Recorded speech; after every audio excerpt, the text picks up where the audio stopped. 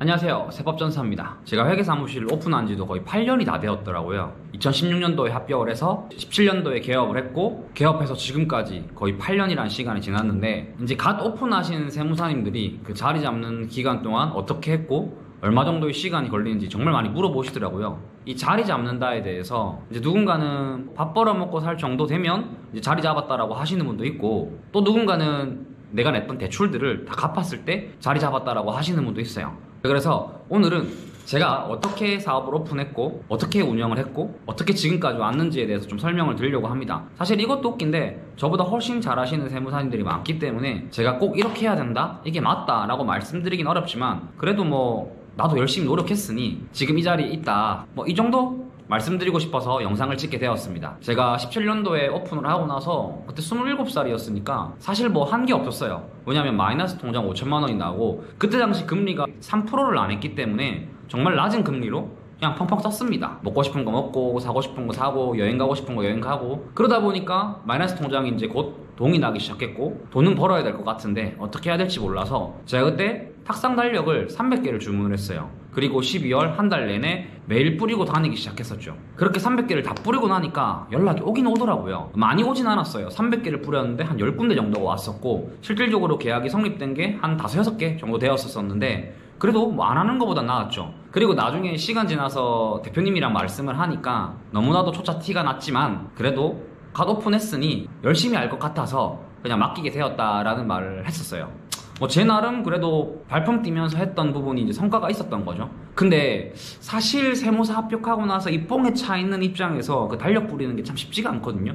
왜냐하면 가면 되게 많이 무시해요. 뭐 세무사가 이런 걸 말라 합니까? 밑에 직원 시키시면 되죠. 그리고 어려다 보이니까 본인 세무사 맞기는 맞아요? 막 이런 말들을 많이 듣다 보니까 자존감도 상했지만, 저는 한번 시작했으면 끝을 보는 스타일이라서 300개를 꾸역꾸역 다 뿌렸어요. 사실 그 중에 한 지인들 한 30개 준 것 같고, 실질적으로 뿌린 건 한 270개 정도? 그때 딱 하고 나서 이거 하면 안 되겠다. 업체는 늘어서 돈은 벌긴 버는데 뭔가 자존감도 되게 많이 낮아지고, 그리고 이미지에도 안 좋은 영향을 미치는 것 같더라고요. 그래도 세무사라는 직업이 전문 지식을 들고 있고 고객들이 의뢰를 하러 오는 입장인데 나한테 맡겨주십시오 라고 하는 것 자체가 조금 웃기기도 하고, 그래서 이제 생각을 한 게, 그 다음 해는 달력을 똑같이 300개를 주문하고, 뭐 이제 업체들이 늘었으니 업체들 주고, 그리고 친구들한테 한 개를 주면서 혹시 주위에 있는 사업하는 사람들한테 한 개씩 전달해 달라고 한 2개씩 줬어요. 그래도 많이 남았었는데 직접 가서 돌방하기는 좀 그렇고, 내가 식사를 먹고 계산을 할 때 저희 달력인데 하나 가지세요 라고 하면서 줬던 것 같아요. 그래도 하루에 점심 저녁 식사를 하는데 일부러 갔던 곳 안 가고 계속 새로운 곳을 갔었어요.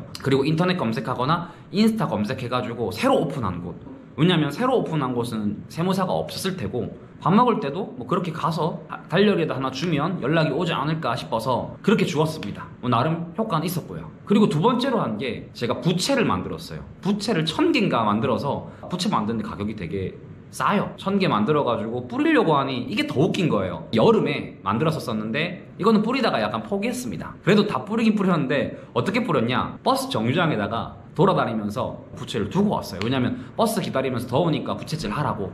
근데 효과는 1도 없었다. 자, 그 다음에 시작했던 게 블로그였어요.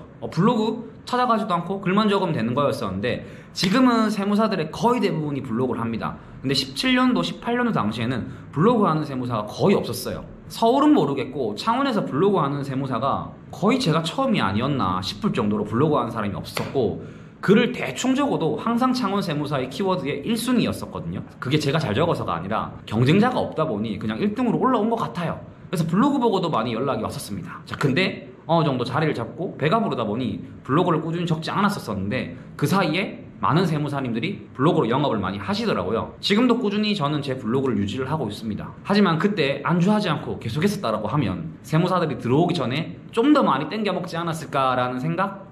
그래서 뭔가를 하면 꾸준히 하셔야 돼요. 그 뭘 꾸준히 할지는 본인이 선택을 하시는 거고요. 자, 그 다음으로 했던 게, 아는 세무사 형이랑 3단 플랫폼을 만들었습니다. 제 친구가 미술학원 쪽에서 일을 하고 있었고, 그 친구한테 대충 초안 줘가지고 만들어 달라고 하니 3단 플랫폼에 들어갈 그림들을 만화처럼 만들어가지고 이걸 3단 플랫폼으로 제작을 하고 그걸 뿌리기 시작했어요. 이걸 어떻게 뿌렸냐, 다 테이프 작업해가지고 오픈하는 가게들 앞에다가 다 아침마다 붙였었거든요. 이거 뿌린 것만 해도 거의 한 3, 4천 장 뿌린 것 같아요. 근데 이게 제가 이것저것 다 해봤지만 정말 좋았던 것 중에 하나가, 저는 아침에 항상 일찍 일어나고 운동을 하다 보니까 그냥 런닝한다 생각하고 아침마다 열심히 뛰면서 붙이니 운동도 되고, 그리고 이 플랫폼 만드는데도 가격이 얼마 안 하기 때문에 사실 가성비 대비 가장 좋은 홍보 효과가 아니었나라는 생각? 제가 우편함 말고 입구 앞에 붙였던 거는, 보통 소상공인들 대표님들 가게는 대표가 와서 오픈하는 경우가 많고, 그랬을 때 입구 앞에 뭐가 붙어 있으면 가장 먼저 대표가 확인을 할 거니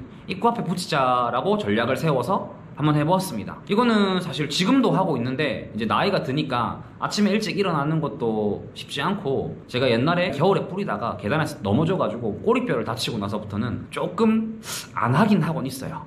그리고 또 하나 해본 거는 우편 제작을 해가지고 또 쫙 뿌려봤었거든요. 이거는 주소 잘못 적어가지고 반송되는 것도 많고 가격 대비 효율 자체가 되게 떨어지는 그런 작업이더라고요. 그래도 꾸준히 하고 있긴 있습니다. 그리고 이것도 해봤어요. 사실 이거 불법이긴 한데, 현수막을 제작을 해가지고 현수막을 달아야 하는 그런 곳이 아닌 그냥 불법 현수막, 차들이 많이 정차하는 곳 아니면 공장 단지, 그런 곳에다가 불법 현수막을 좀 달아봤었는데, 이거는 나중에 이제 구청에서 달지 마라, 과태료 내겠다, 그리고 세무사에서도 전화와서 세무사법 위반은 아닌데 그래도 품위 유지에 좀 떨어지다 보니 달지 말라라고 제재를 받아서 하지 않았습니다. 그래도 현수막 보고 온 업체도 있었어요. 정말 이것저것 많이 했습니다. 그리고 또 하나가, 지금은 이제 유튜브를 하면서 유튜브를 많은 분들이 저를 보시고 연락 오신 분도 많고, 전국 각지에서 많이 연락이 오시더라고요. 서울에 있으시면 서울에 있는 대표님한테 맡기시면 되는데, 제가 말도 잘하고 믿음이 가서 좀 맡겨줬으면 좋겠다라고 연락 오시는 분도 있기도 하고요.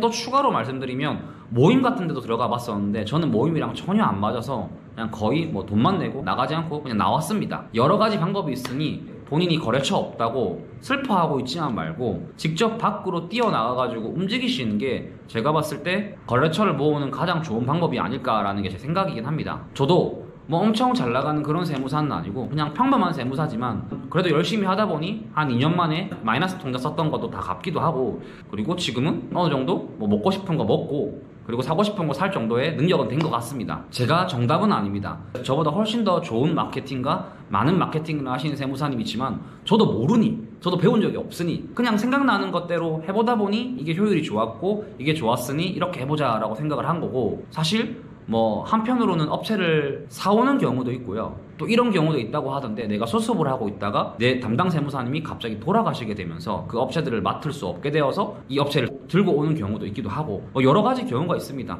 그러니까 운 좋아서 되는 경우도 있고 노력해서 되는 경우도 있는데, 저는 운보다는 노력을 엄청 많이 한 것 같아요. 그러다 보니 이렇게 유튜브도 시작하게 되었었고, 유튜브를 하면서 저는 많이 성장했다라고 생각이 듭니다. 제 생각인데 경남에서 유튜브를 하는 세무사가 저만 있는 것 같기도 하고, 그리고 이거는 확실한 게 창원에서 유튜브를 하는 세무사는 저밖에 없어요.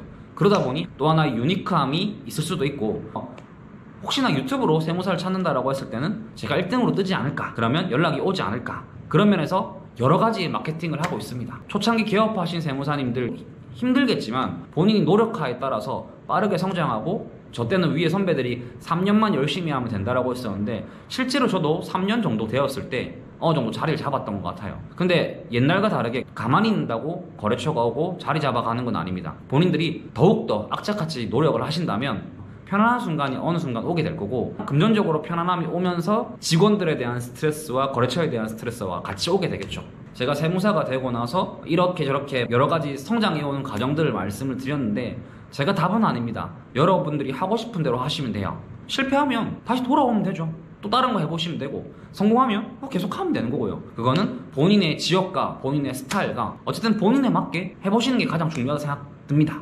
지금까지 영상 봐주셔서 감사하고, 다음번에는 다른 영상으로 찾아오도록 하겠습니다. 감사합니다.